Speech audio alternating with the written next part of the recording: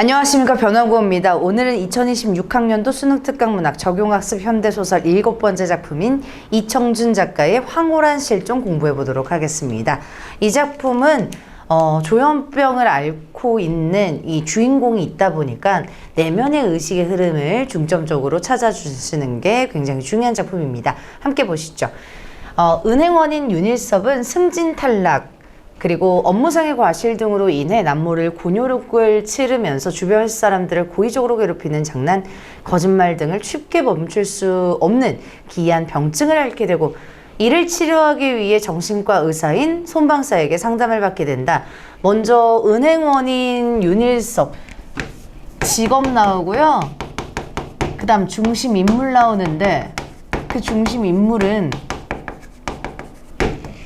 승진 탈락, 업무상의 과실 등등등 이렇게 기이한 병증을 앓게 된다라고 얘기했으니까 이 윤일섭이라고 하는 중심인물은 심리적인 정신병을 앓고 있다, 이렇게 생각해 주시면 되겠고요.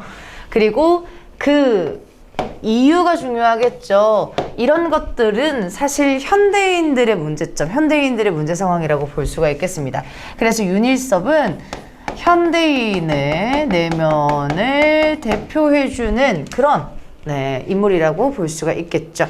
자, 그러면 뒷부분 중심인물도 나오죠. 의사인 손박사. 자, 손박사는 일섭의 욕망이 안으로 들어가고 싶은, 안주하고 싶은 것이 아니라 사실은 밖으로 나가고 싶은 것이고, 실패의 기억으로 인해 자신의 욕망을 정직하게 시인하지 않은 채 안으로 들어가고 싶다고 착각하는 사고의 전도, 즉 도착된 욕망을 갖게 된 것이라고 진단합니다. 그러니 우리 손 박사의 진단, 의사의 진단이 나오는데 그게 바로 사고의 전도가 일어난다, 도착된 욕망이다, 이런 식으로 얘기를 합니다. 즉 도착이라고 하는 것은요, 원래 정상적으로 인지해야 됐는데 그것을 바꿔서 말 그대로 전도, 바뀌어가지고 생각한다라고 생각을 해주시면 되겠습니다. 자, 그래서 진단의 내용. 도착된 욕망을 갖게 된다라는 거, 바뀌게 된 것이다 생각해 주시면 되겠습니다.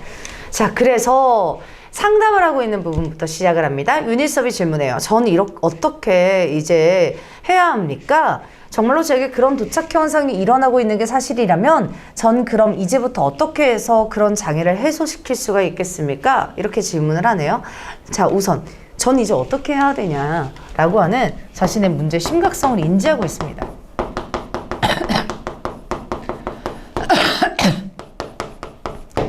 그리고 정말 제게 도착 현상이 일어나고 있는 것이 사실이라면 어떻게 장애를 해소시킬 수가 있죠?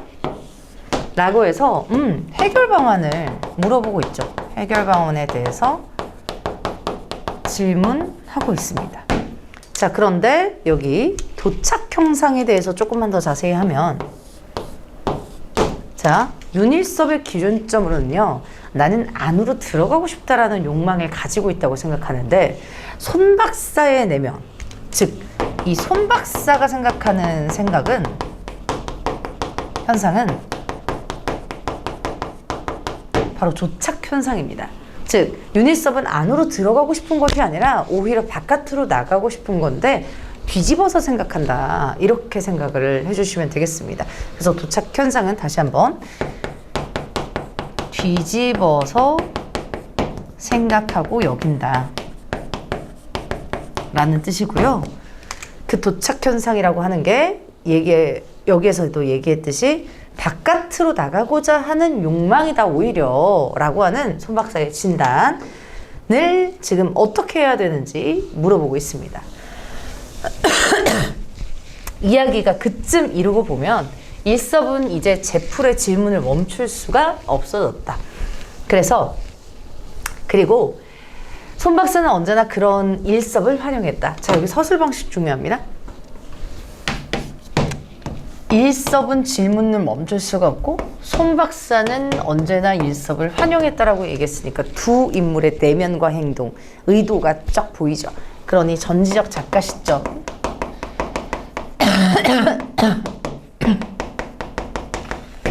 서술상의 특징을 얘기하고 있습니다. 제가 목이 안 좋아가지고 죄송합니다. 자, 우리 전지적 작가 시점에서 이 두 인물의 상황과 내면을 얘기를 해주고 있으니까 질문을 멈출 수가 없고 이 일섭을 환영했다라고 하는 두 사람의 인물 지금 설명하고 있죠. 자, 기억. 그야 윤영의 질문 가운데 해답이 들어있지 않습니까? 라고 해서 이 질문 안에 답이 있다. 뭐 이렇게 얘기하네요. 바깥으로 나가고 싶은 윤영의 참 용량을. 자, 먼저 끊고. 이렇게 생각하는 건 누구의 입장? 네, 손 박사의 생각이죠. 손 박사의 생각이자 손 박사의 진단이에요. 여태까지 윤일섭은 계속 주장한 건 자기는 안으로 들어가고 싶다라고 했거든요. 근데 윤형, 즉 윤일섭의 진정한 욕망은 바깥으로 나가고 싶다. 이렇게 얘기를 합니다. 그리고 호칭 좀 보시면 아시다시피 윤형, 윤일섭을 뜻하고요. 그 윤일섭을 지칭하는 호칭 윤형이다. 자, 윤형은 스스로 정직하게 시인할 수 있도록 되어야 되겠지요. 너 인정해라. 이렇게 얘기를 하네요.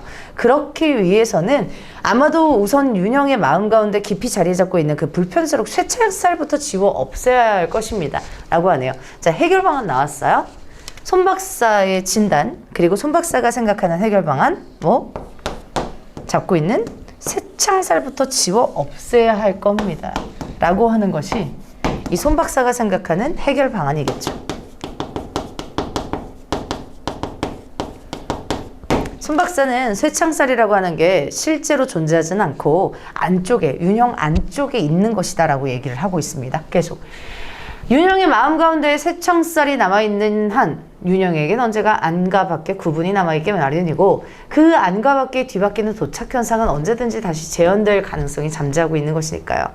글쎄 이 세상이란 따지고 보면 모든 것이 그렇다. 여기다 저기다 확연하게 구분지어 있는 것만은 아니잖아요. 라고 하네요. 자, 먼저 이 쇠창살이라고 얘기하는 것이 계속 마음 가운데에 있다라고 하는 건 손 박사의 기준점으로 말씀드렸다시피 실제로 존재하는 것은 아니나 우리 윤일섭의 내면 안에 존재한다.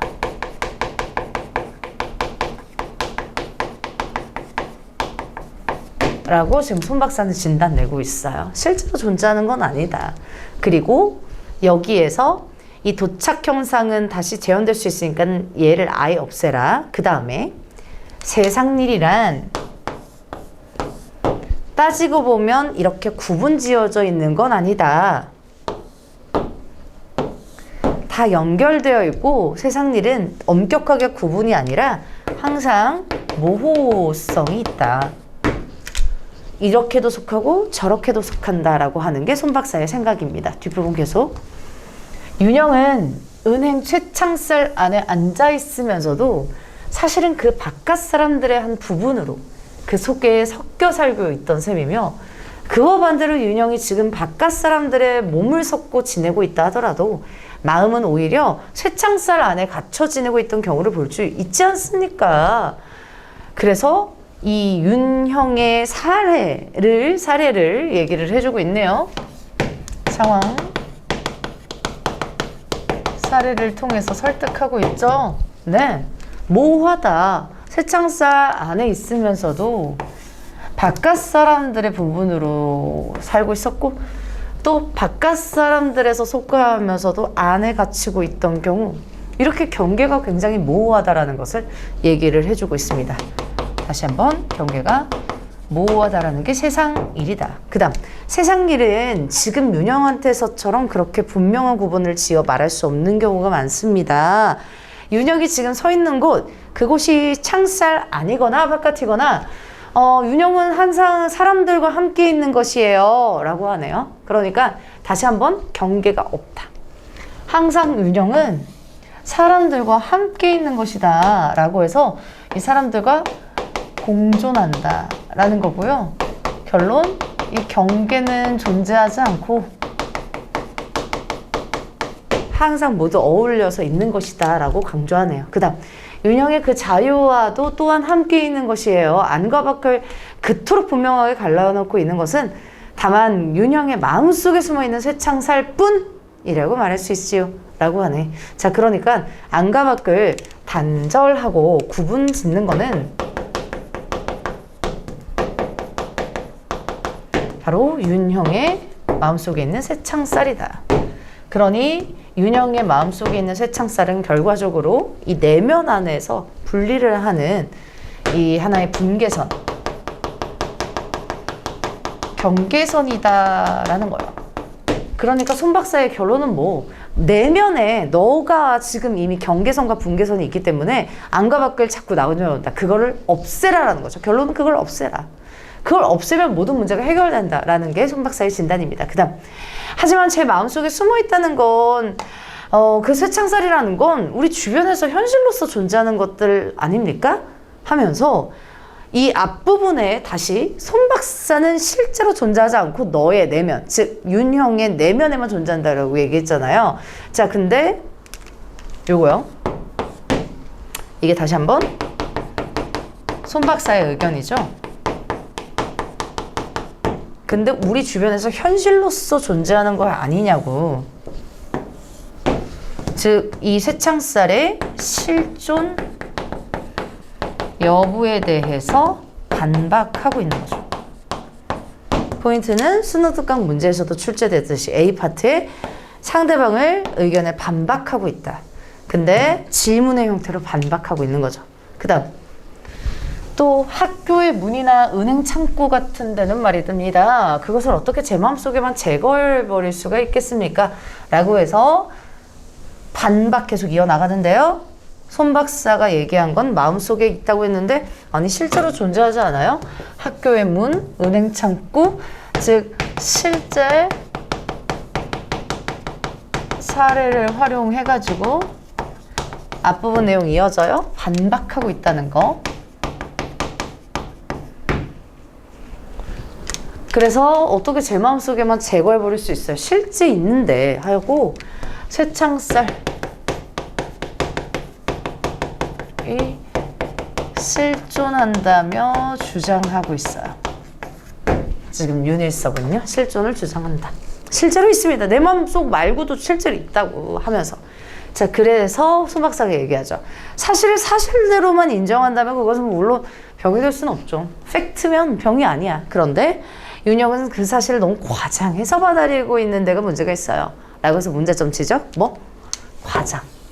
너는 좀 과장해서 수용한다. 라고 해서 다시 한번 상대가 반박한 내용의 문제를 지적하고 있습니다. 그거는 너가 너무 과장하고 있다. 라고 해서 문제점을 지적하고 있죠. 그 다음 계속 제가 어떻게 사실을 과장하고 있습니까? 라고 해서 말하기 방식 계속 뭐요? 질문하고 있죠. 그쵸? 너 문제를 지적했더니 그 문제에 대해서 다시 한번 질문하고요.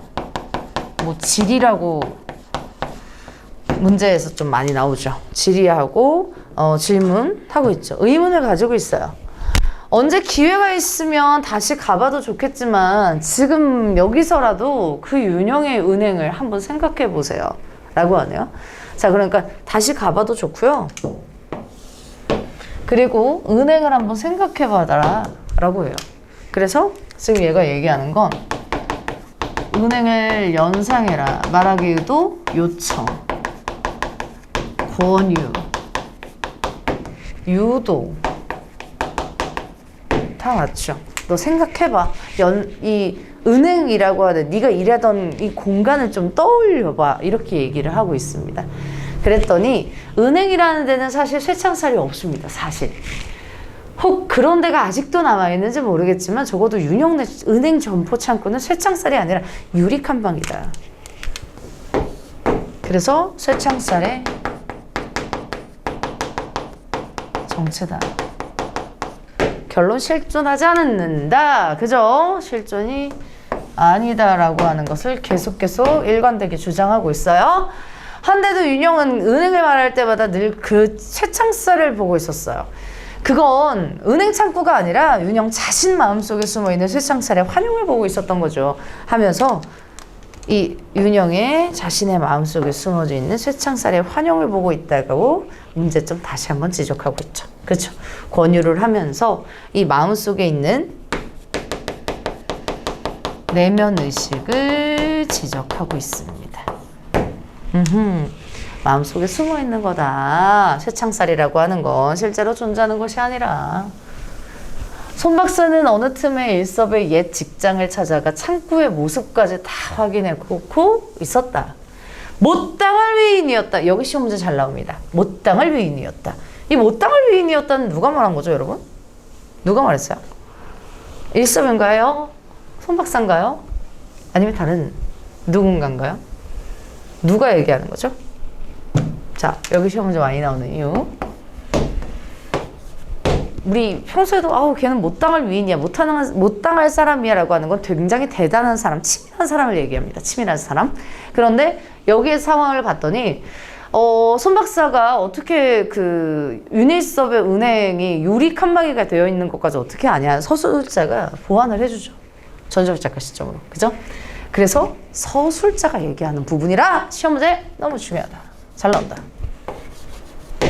못당할 위인 서술자의 평가예요.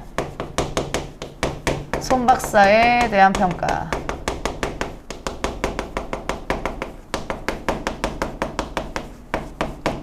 전적 작가 시점이니까 네, 할 수 있는 서술 방식이겠죠. 손 박사에 대한 평가. 자, 그는 무엇보다 그의 마음으로부터 사실을 과장해 받아들이고 있다는 쇠창살의 존재부터 부숴 없애랬다라고 하죠. 그래서 손 박사의 의견, 쇠창살 없애라. 그래서 다른 사람들과 자신 사이를 갈라놓지 말고 안과 바깥을 갈라놓지 않게 되도록 노력해보라는 충고였다. 그 외에는 아무것도 문제될 게 없다는 것이었다. 일섭은 차츰 자신의 병태로 인정하기 시작한 가학적 유의욕이라는 것에 대해서 손 박사는 지극히 낙관적 태도였다. 먼저 똑같은 얘기예요. 사실 제가 계속 말씀드린 내용, 뭐 부숴 없애라. 그리고 갈라놓지 않게 되도록 노력해봐라. 충고. 그래서 아무런 그땐 문제가 없다. 이거가 핵심이다. 그리고 병태라고 하는 건 병. 네. 병증 얘기하죠. 상태. 그래서 그걸 받아들여요. 근데 가학적 유의욕이라고 하는 단어 좀 볼게요. 우리가 너무 가학적이라고 하면 폭력적이거든요. 누군가를 괴롭히는 게 가학적이거든. 그러면 얘는 남을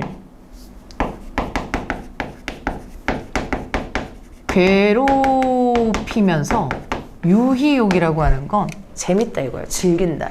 남을 괴롭히면서 즐거움을 느끼는 욕구거든요. 이 일섭이 앞부분 줄거리에서 얘가 정신질환을 앓고 있는데 그게 가장 문제점이 뭐냐면 혼자 이렇게 가는 게 아니라 남들한테 막 공격성, 남을 막 괴롭히고 하는 거를 너무 즐겨요. 재밌어요. 골탕 먹이는 거를. 그게 문제라 가지고 여기서 상담을 계속 받는 건데 남을 괴롭히고 즐거움을 느끼는 것에 대해서 이제 그 부분에서도 그 문제 상황에 대해서도 손 박사는 지극히 낙관적인 태도였다. 라고 하는 것은 이 손 박사의 긍정적인 인식이에요. 뭐가 긍정적인 인식이냐? 치료 가능성에 대한 긍정적 인식. 왜? 원인은 딱 하나라고 생각했거든요. 내면의 경계, 내면의 쇠창살을 없애면 이거 남 괴롭히면서 즐기는 일도 안 할 거고 그냥 전체적인 문제가 다 해결될 거다. 나머지는 아무것도 문제가 될 게 없으니까 이렇게 진단을 내린 거예요. 그러니까 낙관적인 태도일 수밖에 없겠죠. 왜? 문제는 딱 하나, 원인은 딱 하나니까. 그리고 그것도 손 박사는 어렵지 않다고 여기는 거예요. 그래서 긍정적인 인식을 가지고 있는 게 손 박사의 낙관적인 태도 파트였습니다. 아시겠죠, 여러분? 네, 아무튼 이 증상은 치료할 수 있다 여기였고요. 그건 따로 염려할 일이 못 돼요. 윤영에게 늘 그 안과 밖이 따로 있기 때문에 윤영은 누군가가 윤영을 밖으로 내쫓으려 하고 있는 것 같은 불안한 자기도착에 빠지게 되고 그래서 윤영은 그런 불안을 이기기 위해 상대방을 먼저 공격하게 된다는 점을 아까도 설명했죠 라고 하네요. 자, 그러니까 이거는 따로 뭐 염려할 일이 못 난다고 지금 손 박사가 계속 얘기를 합니다. 그치? 그래서 안과 밖에 따로 있길래 때문에 내면에 경계가 있다.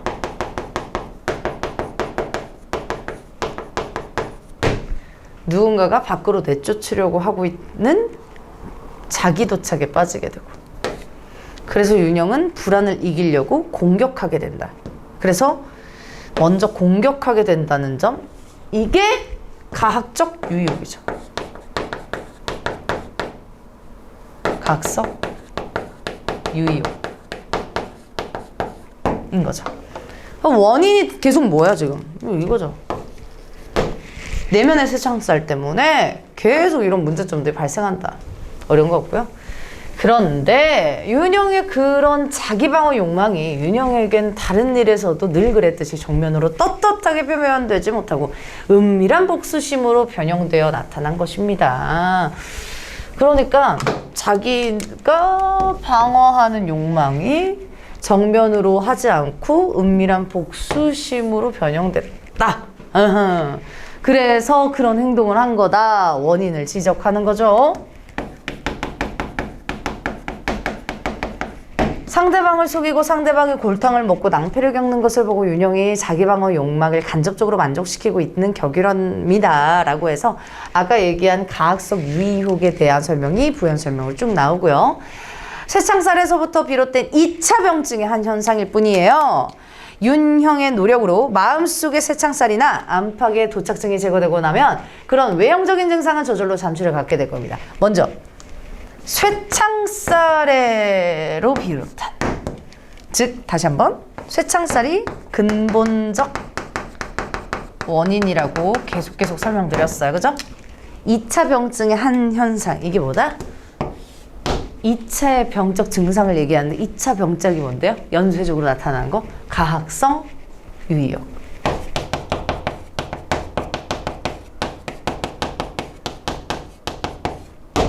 근본적인 원인은 쇠창살. 없애면 다 해결된다. 이렇게 계속 주장하는 거. 그래서 마음속의 쇠창살, 안팎의 노창성 제거된다. 뭐 이렇게 얘기하죠. 그러면 외형적인 증상은 저절로 감추게 될 거다. 남을 이제 더 이상 괴롭히지 않고 사회생활 편하게 할 수 있다. 이렇게 얘기합니다. 시일이 지나다 보니 손 박사의 말은 상당량 사실로 증명되어가는 부분이 있었대요. 일섭은 손 박사의 충고대로 자신의 마음속에 쇠창살을 뽑아내는데 그런대로 정직한 노력을 기울였대. 일섭의 태도 볼게요. 충고대로 뽑아내려는데 정직한 노력을 했대요. 그러면 손 박사의 충고를 뭐한다? 굉장히 순응하고 수용했다. 그래서 상당량 증명되어 갔다는 건 치유가 점점 성공을 했다라는 거고요. 그리고 이번에는 손 박사의 충고에 의해서가 아니라 그 스스로 노력으로 안과 밖의 경계를 선을 지우는데 상당한 성공을 거두었다라고 하죠. 자, 그래서 이번에는 충고에 의해서가 아니라 스스로의 노력, 여기 강조하는 부분 이거 아니에요. 일치불일치 조심하시고 스스로의 노력이에요. 스스로의 노력. 안과 밖의 경계선 다시 한번 쇠창살. 스스로의 노력을 통해서 상당한 성공을 거려왔다라고 하는 것은 굉장히 쾌차를 했다라는 거죠. 미읒, 디귿, 우리 손 박사의 장담대로 쇠창살의 그림자가 마음속에서 자취를 감춰가자. 그의 유의욕 역시 제풀에서 점점 흥미가 떨어지는. 요 장담 예언대로 됐죠. 예측대로 됐죠. 그래서 그림자가 없어지는데 쇠창살의 존재가 희미해졌을 때, 그랬을 때 우리 그의 유의욕도 역시나 떨어졌다. 예측대로 됐네요. 전날처럼 불안스러운 생각도 덜했고 더구나 누구는가 주위 사람을 골려주는 따위의 장난에는 흥미나 쾌감을 느낄 수가 없게 되었다. 가의적 유의성이 떨어졌네요. 그죠? 자, 그 다음에 그러자 어느 날 손 박사는 마침내 그를 집으로 돌아가라고 했습니다. 그래서 퇴원을 권유하죠. 퇴원을 하게 됐어요. 집에서 쉬면서 일주일에 한두 번 정도 병원을 와서 자신을 보고 가기만 하면 된단다 라고 해서 윤일섭의 호전이 됐다. 그 다음에 치유가 됐다고 판단하는 거죠. 가끔씩 나한테 그냥 방문 치료만 하면 된다. 퇴원을 요구했죠. 일섭은 이번 때처럼 별 군소리 없이 그날로 곧 병원을 나왔다. 그리고 손 박사의 다목대로 며칠씩 만에 병원을 찾아가 그를 만나고 내려요. 태도 보세요.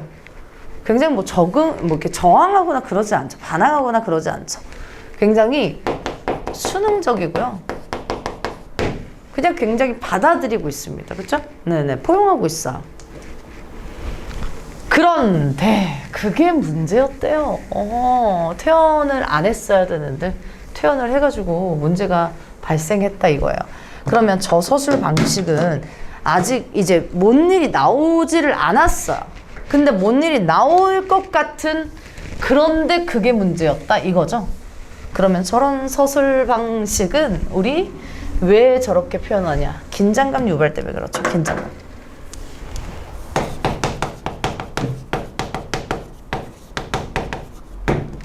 퇴원 후에 몇 번째던가 병원으로 그 손 박사를 찾아가 만날 날이었다. 손 박사는 그날 일섭을 보자 이제 모든 게 잘 되어가고 있다면서 못하면 집으로 돌아가는 길에 창경원 송풍이라도 잠깐 하고 가는 게 어떠냐 하면서 친절한 충고를 덧붙였대요. 우선 퇴원 후 시기 몇 번째던가 막 방문을 했던 애였대. 그래서 이게 모든 게 잘 되었다고 요걸 권유해요.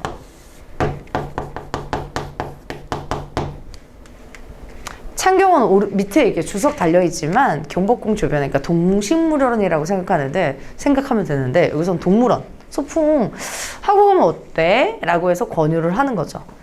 친절한 충고를 덧붙였다.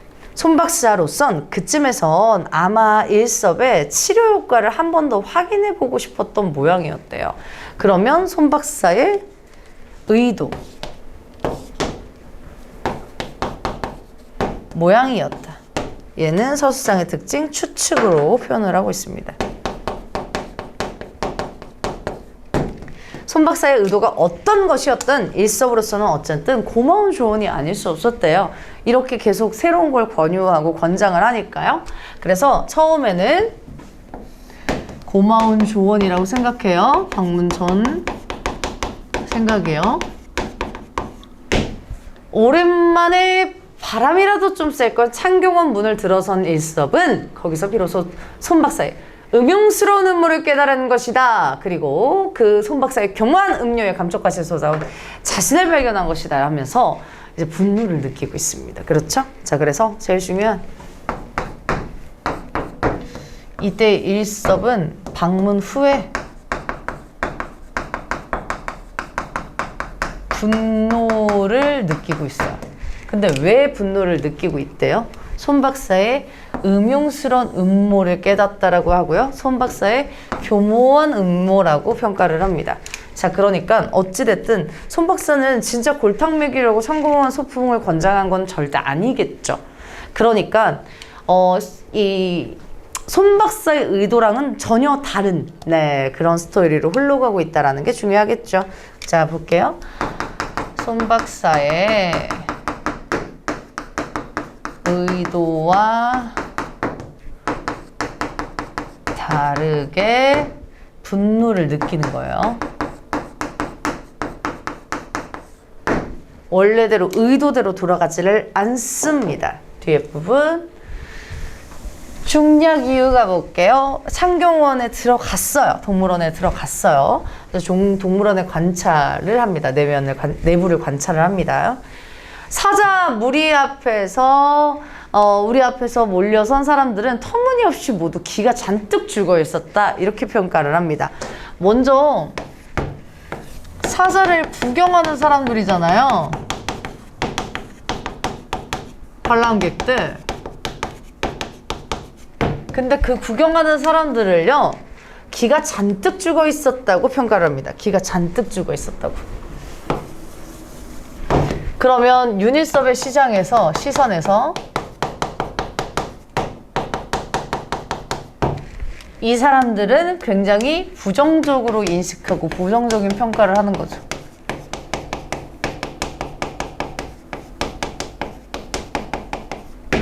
조심해야 될 거. 윤일섭의 시선입니다. 서술자의 시선 아니고요. 윤일섭의 시선에서 사람들을 딱 봤을 때 기가 잔뜩 죽어 있는 것처럼 보여 있대요. 실제로 그렇지 않고 우리 동물원 사자 보러 가면 오 신기하다 무섭다 다양한 반응들이 있죠. 왜냐면 가로막고 있기 때문에 막 진짜 막 귀가 죽거나 그렇진 않거든요. 근데 윤일섭의 시선으로는 사람들이 너무 이렇게 움츠려 있다 이렇게 생각이 듭니다. 계속 행여한 녀석의 비위를 건드리게 되지 않을까 걱정스러운 듯 한결같이 거동들이 조심스러웠다 이렇게 얘기합니다.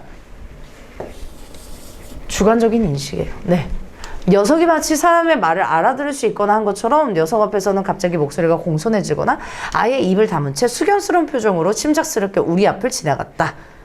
어쩌다 녀석과 눈길이라도 마주치면 시선을 피하는 건 오히려 사람들 쪽이었다. 그건 아무래도 사람들이 녀석을 구경하는 것이 아니라 이렇게 인식하죠. 녀석 쪽에서 사람들을 구경하고 있는 격이었다. 윤일섭의 윤일인 주관적 인식이죠.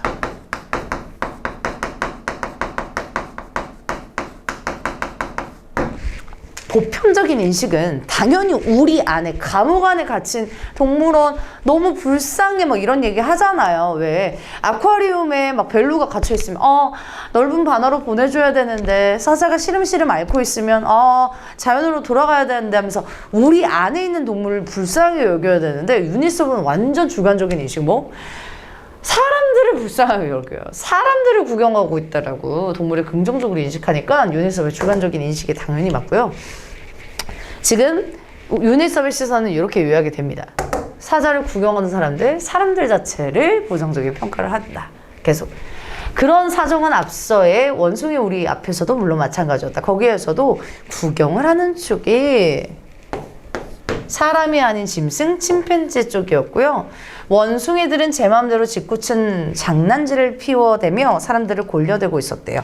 사람들은 그 원숭이의 조롱을 받고도 모욕감조차 느끼지 못한 채 바보처럼 히히덕거리고 있다. 여기에서도 마찬가지로 사람들의 시선 보여요? 사람들을 대하는 시선?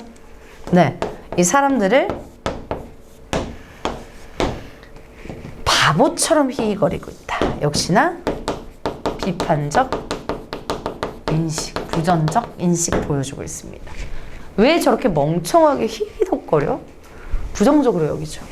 원숭이 우리 앞에선 바보처럼 멍청하게 웃고 있던 사람들도 이 등골이 섬뜩거리는 맹수류 앞에서는 감히 그럴 수조차 없는 꼴이었다. 이렇게 얘기하네요. 자, 그러니까 이런 사람들을 계속 맹수류 앞에서는 즉 어떤 거요? 사자 앞에서는 그럴 수조차 없는 꼴이라고 평가를 하죠. 결국 손 박사는 여태까지 윤일섭 자기를 속이고 있던 게 분명하다라고 얘기를 합니다. 왜요? 쇠창살이 실제로 있었거든요. 자, 그래서 마음속에 쇠창살을 부숴 없애는 게 최고의 첩경이라던 첩경 단어 뜻 가장 빠른 방법, 강력한 방법이라던 손 박사의 처방은 전혀 엉터리 없는 거짓이었다. 이제 태도가 변화되겠죠. 오케이? 그래서 손 박사의 윤일섭이 이렇게 손 박사에게 어떻게 느끼는지 태도 변화가 있습니다. 앞에서는 하라는 대로 시키는 대로 다 했잖아요. 그래서 호전되고 믿었어요. 즉 굉장히 순응적이었단 말이죠. 근데 지금은 굉장히 불신하고 분노를 여기고 있습니다. 그죠? 자, 그래서 엉터리 없는 거짓이라고 불신하고 있어요. 또 분노라고 하고 있어요. 손 박사가 뭐라고 궤변을 누르고 있었든 세상에는 현실적으로 곳곳에 쇠 울타리를 마련되어 있었다. 이렇게 얘기하죠. 손 박사가 하던 처방은 궤변이라고 평가를 합니다. 궤변은 거짓을 참인 것처럼 누려오는 거예요. 참인 것처럼 꾸미는 걸 궤변이라고 하거든요. 그러니까 손 박사는 자기를 속였다고 생각을 하는 거죠. 네, 세상에는 현실적으로 쇠알터리들이 마련되어 있대요. 자, 그러니까 쇠 울타리, 쇠창살이 실제로 존재한다라고 믿어요.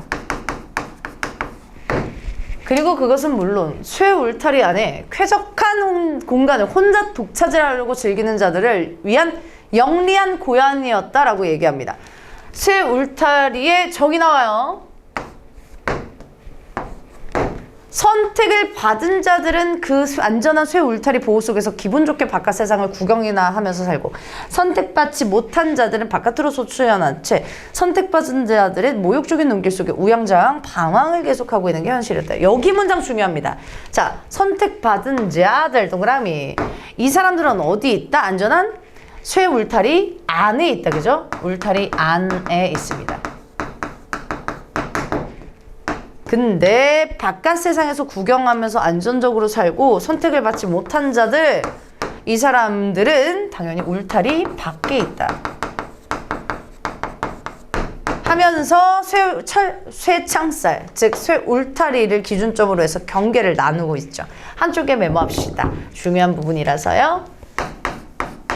안과 밖을 나누는데요. 그 안과 밖을 나누는 기준점은 지금 나온 것처럼 쇠 울타리 혹은 쇠 창살입니다. 근데 이걸 기준점으로 안과 밖을 나누고 있어요. 그래서 안에는 어떤 사람들이 있냐면 바로 선택 받은 자들.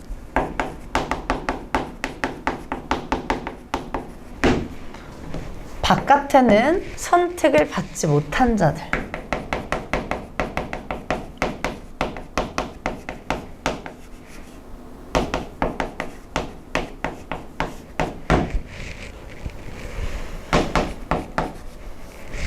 그러면 쇠 울타리를 만든 사람은 누굴까요? 하면 선택받은 자들이 만들었다라고 얘기해야 돼요.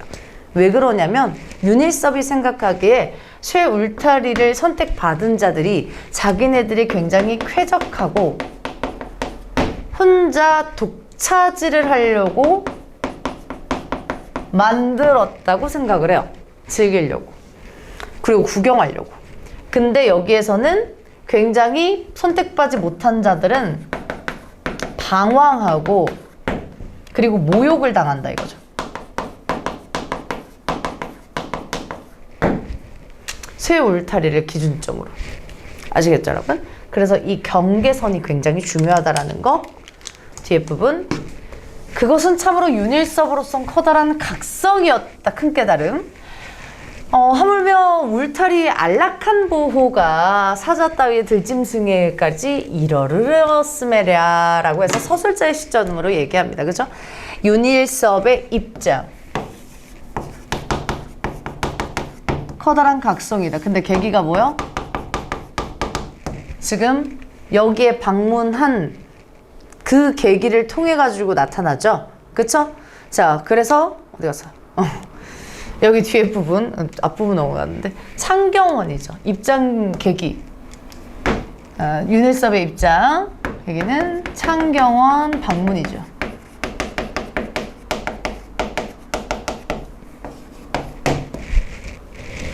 그래서 안락한 보호가 사자에까지도 이르렀으니까 이 울타리에 대한 인식이 얼마나 강력한지 알겠죠. 손 박사의 실상은 그 선택받은 자들과 한무리임이 불명했다. 이렇게 얘기하네요. 그러면 손 박사도 사실은 이 같은 무리다라고 인식을 하고요. 손 박사에게도 자신의 쇠창살이 몰래 간직되어 있을 것은 두말라이가 없었대요. 손 박사에 대한 인식 계속 나와요. 자신의 쇠창살이 본인도 있다. 손 박사에게 그것이 없었다면 정상이 아닌 것은 윤일섭이 자기가 아니라 오히려 손 박사 쪽이었다라고 해서 손 박사를 비정상이라고 합니다. 자신이 치유받을 게 아니라 손 박사는 이를테면 자신의 쇠창살을 교묘히 숨기면서 윤일섭 그에게만 그것을 부수라고 깨어낸 셈이었대요. 참으로 괘씸하고 가소로운 위인이 알 수 없다. 얘도 마찬가지로 지금 손 박사에 대한 평가죠. 부정적 평가. 비판적 인식. 손 박사가 그에게 자신의 쇠창살을 부수라 충동질한 것은요, 그의 곁으로 내쫓으려는 음흉스러운 꿰임수 이외엔 아무것도 아니었대요. 자, 아무튼 충동질한 것이 여기에서는 그의 곁에서 내쫓는다. 손 박사는 윤일섭이 생각하기엔 쇠창살 안에 있으니까 이때의 그라고 하는 건 지금 윤일섭이거든요. 윤일섭을 내쫓으련대요. 어디로? 밖으로. 그런 수단으로 여겼다라고 하는 거죠. 더더구나 그 우리 너머의 짐승에 대한 그의 정당한 분노를 아직도 제 마음속에 쇠창살을 부수지 못한 병태에 하나라 단정하려고 한다면 그건 사람과 축생, 바로 축생은 짐승이죠.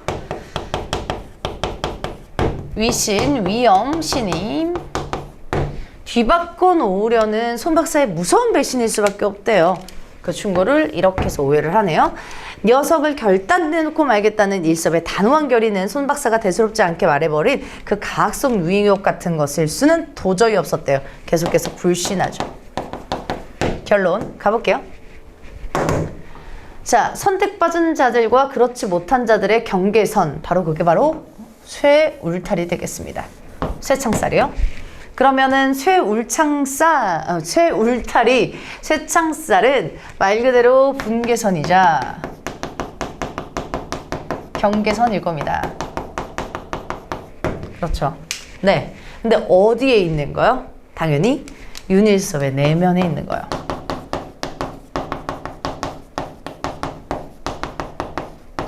내면 의식 속에 경계선과 분계선이 이렇게 있는데 이게 왜 일단 나타났느냐가 먼저 정리가 돼야 돼요, 여러분.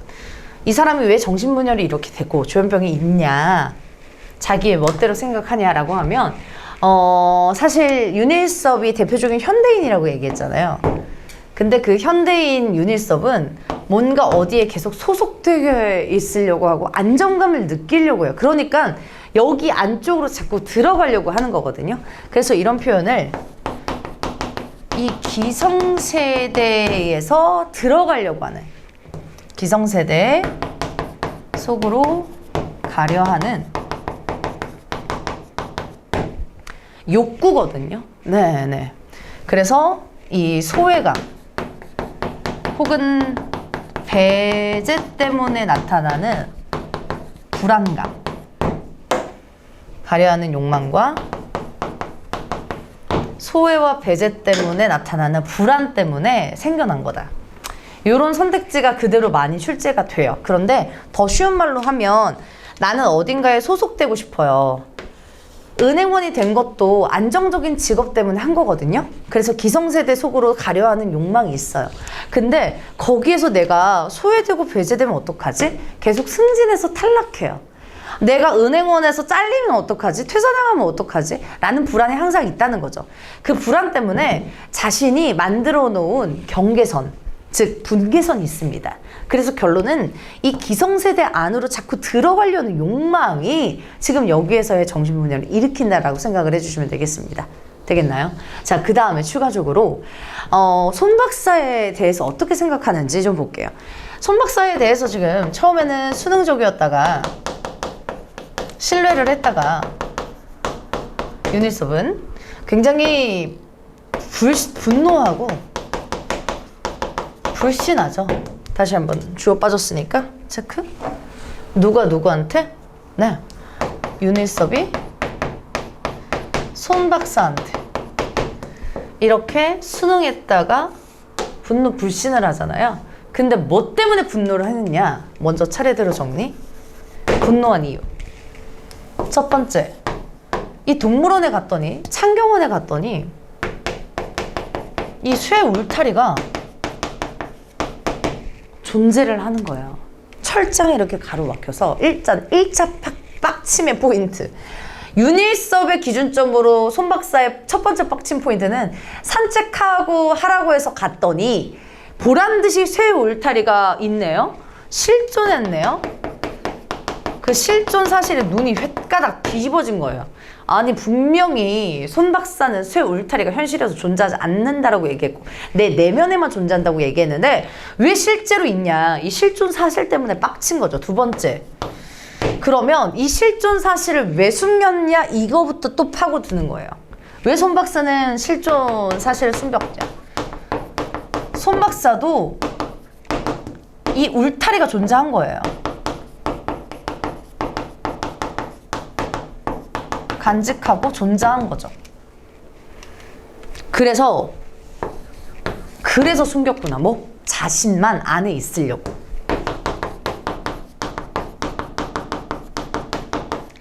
안에 존재하려